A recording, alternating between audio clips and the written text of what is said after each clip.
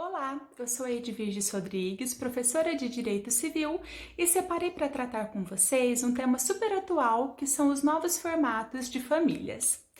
Antes da Constituição Federal de 1988, prevalecia o antigo paradigma da unicidade de modelo familiar, onde apenas era reconhecida como entidade familiar aquela constituída pelo casamento, também chamada de família matrimonial ou família legítima. Inclusive, apenas era possível o reconhecimento de um filho que fosse oriundo desse relacionamento matrimonial, também chamado de filho legítimo. Após a Constituição Federal de 1988, nós tivemos uma mudança de paradigma, que hoje prevalece o paradigma da pluralidade de modelos familiares. O legislador constituinte, lá no artigo 226, ao lado do matrimônio, permitiu que uma entidade familiar seja constituída pela união estável, que de modo oposto ao casamento não exige nenhuma formalidade nem para sua constituição, nem para sua dissolução, mas apenas o preenchimento de determinados requisitos, tais como uma união pública, contínua, duradoura e com a intenção de constituir família. Também houve uma expressa menção às famílias monoparentais, que são aquelas famílias constituídas por apenas um dos genitores e a sua prole, muito comum na nossa sociedade. Embora apenas esses formatos de famílias tenham sido mencionados de modo expresso pela nossa Constituição, há todo um consenso doutrinário jurisprudencial de que esse rol ele é meramente exemplificativo, ou seja, que existe sim outros formatos de famílias no nosso ordenamento jurídico, a exemplo das famílias homoafetivas, que em 2011 o STF permitiu as uniões estáveis homoafetivas e no mesmo ano o STJ também possibilitou os casamentos homoafetivos. Também temos as chamadas famílias anaparentais. As famílias anaparentais são aquelas onde eu não tenho a presença de pais. Assim, essa família pode ser formada pelos avós e os seus netos, pelos tios e seus sobrinhos, ou até mesmo por um grupo de irmãos. Também temos as chamadas famílias mosaico, ou reconstituídas ou recompostas. Essas famílias, elas são formadas por integrantes que já vieram de relacionamentos anteriormente desfeitos, muitas vezes com filhos oriundos desses relacionamentos, agora se relacionam constituindo uma nova família e, inclusive, podem ter filhos desse novo relacionamento. Por isso que essa família mosaico, ela pode muito bem ser ilustrada por aquela célebre frase, os meus, os seus e os nossos.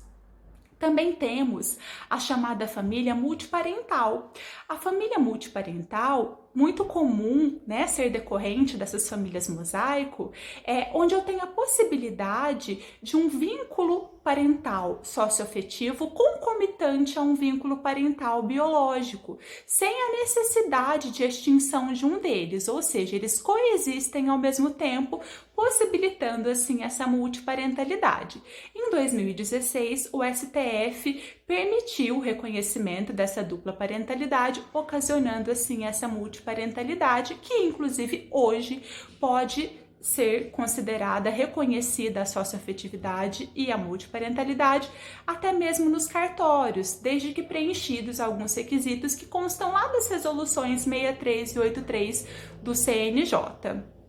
Também temos as chamadas famílias simultâneas, que são aquelas onde eu tenho dois núcleos familiares concomitantes, sendo que um dos integrantes é comum a esses dois grupos. Então, nós podemos ter um casamento e uma união estável, ou podemos ter duas uniões estáveis. Os nossos tribunais superiores, tanto o STF quanto o STJ, não reconhecem a possibilidade desse segundo núcleo familiar, sob a justificativa de que seria uma afronta ao princípio da monogamia. Entretanto, outros tribunais inferiores têm sim reconhecido esse segundo relacionamento, ou seja, essa possibilidade dessas famílias simultâneas, pouco importando se estamos diante de um casamento e uma união estável ou de duas uniões estáveis. E, inclusive, se aquele primeiro relacionamento, casamento ou união estável, tenha sido desfeito ou não.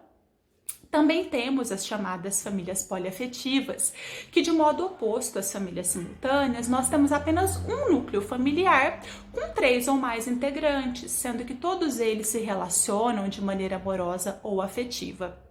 Em 2012, foi lavrada na cidade de Tupã a primeira escritura pública declaratória de união estável poliafetiva.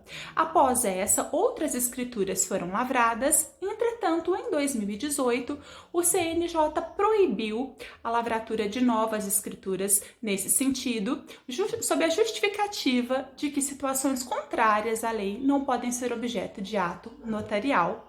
E, inclusive, aquelas escrituras que já haviam sido lavradas não produzem efeitos de direito das famílias e das sucessões, mas sim direitos obrigacionais entre os seus membros.